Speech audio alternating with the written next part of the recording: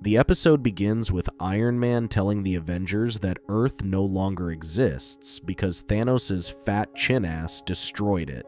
He claims that he pushed the supervillain too far, and he simply erased Earth from existence. Falcon struggles to grapple with the reality that their planet might just have been destroyed. However, Captain America reassures him that there must be something going on since they cannot see any debris. He then asks Iron Man if his theory is correct, but for once, Tony Stark has no idea what the fuck is happening, claiming that he does not know what the extent of Thanos' new powers are, and that he could have destroyed Earth without leaving a speck of dust behind. While he is speaking, Iron Man intercepts a signal and realizes that there might be some hope after all. Just then, Falcon confirms that he has managed to intercept a weak signal as well. Much to the Avengers' surprise, they see Black Widow appear on the screen. Thor asks her if she is in Valhalla, but she reveals that she is in a microscopic version of Earth as Ant-Man tries his best to keep Earth microscopic to avoid getting detected by Thanos, claiming that Iron Man's satellites had warned them that Thanos was headed in time, which gave Ant-Man enough time to shrink the planet. Captain America is excited to hear this since it means that they beat Thanos, but Ant-Man tells them that he is barely managing to keep their planet hidden and away from Thanos. He begs the Avengers to think of something fast before he loses control over the planet and risks getting destroyed this time. Iron Man tells the rest of the Avengers that they have been given a second chance and need to come up with some shit quickly. Just then, an alarm starts blaring through the Avenjet, and Jarvis warns them of an incoming projectile that is headed for the blue area of the moon. At that moment, the Avengers notice Thanos in front of them. He tells the Avengers that they can't fool him into believing that Earth has been destroyed since the moon is still orbiting it.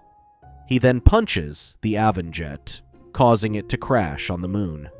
As Hawkeye emerges from the jet, he claims that the last time they found themselves in a similar situation, they had Iron Man's robot, Arsenal, to back them up.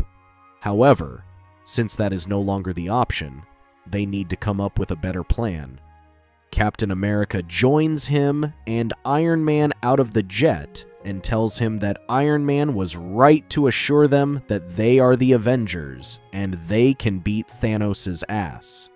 As all of the Avengers launch their attacks, they find that it isn't doing much of shit to Thanos. Iron Man then changes tactics and orders Thor to throw his hammer towards the sky as Thanos starts to scan the galaxy for Earth. Hulk grabs Thor's hammer and puts all of his strength into hitting Thanos. Although it knocks him down, the Avengers realize that it will take a lot more than just knocking him off to stop him. Despite all of them attacking Thanos together, nothing happens. The only thing they manage to achieve is to piss Thanos off more than he already was. Thanos claims that he was planning on destroying Earth, but has now decided to crush its spirits first. He then starts talking, and because he is much bigger than Earth, everyone is able to hear him. He claims that their attempts at hiding will fail, and that they will pay for the actions of the Avengers. He reminds them that since they had all placed their hopes on the Avengers, they should know that they are responsible for it.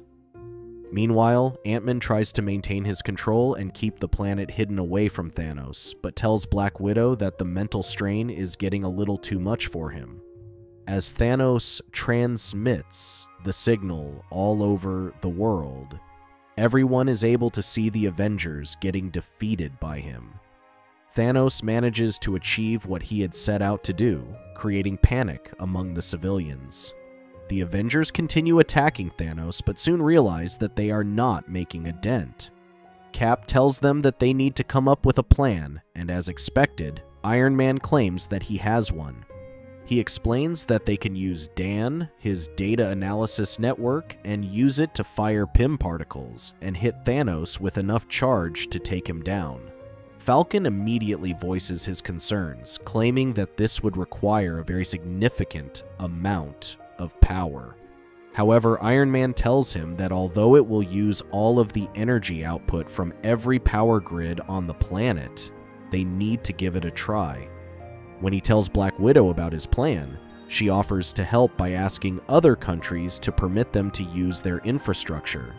In the meantime, Thanos notices the Watcher standing nearby and claims that if nothing remains hidden from the Watcher, then nothing will remain hidden from him either. As he absorbs all of the information from the Watcher, he realizes that Ant-Man has shrunk Earth. He fires in Earth's direction, causing Ant-Man to lose control, and once again, Earth appears in its almighty glory. At this point, Black Widow, who had been trying to argue with the world's governments, is told that they are not going to help the Avengers, since they have landed in their position because of themselves. Meanwhile, out in the galaxy, Captain America tells the Avengers to preserve their energy and use it to get back to Earth. However, before any of them can move, the Black Order appears in front of them and attacks. While all of the Avengers are tackling members of the Black Order, Thanos lands on Earth and begins fucking shit up. Black Widow contacts Iron Man and gives him an update, but he refuses to back down and tells her that this is their last chance to make things right. Motivated, Widow claims that it is now time for some Black Widow diplomacy. At the same time, a spaceship appears in front of the Avengers and begins shooting down the Black Order. It turns out that Falcon had hijacked their spaceship and taken it over. Once all of the Avengers get on the ship, Falcon flies them towards Earth. When they notice Thanos getting closer to the city, Captain America tells them that they need to create a perimeter around him so that he is not able to reach the city center. Since Hulk and Thor's combined attacks had not made a difference, Iron Man suggests that he can use something that is part of his New Frontiers initiative. All of a sudden, something hits the spaceship from the inside. It turns out that the Black Order had managed to get on the ship as well. While the Avengers take on the Black Order, Cap orders Iron Man to go.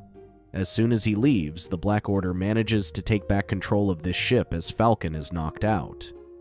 Once the spacecraft lands on Earth, all of the Avengers continue their fight with the members of the Black Order.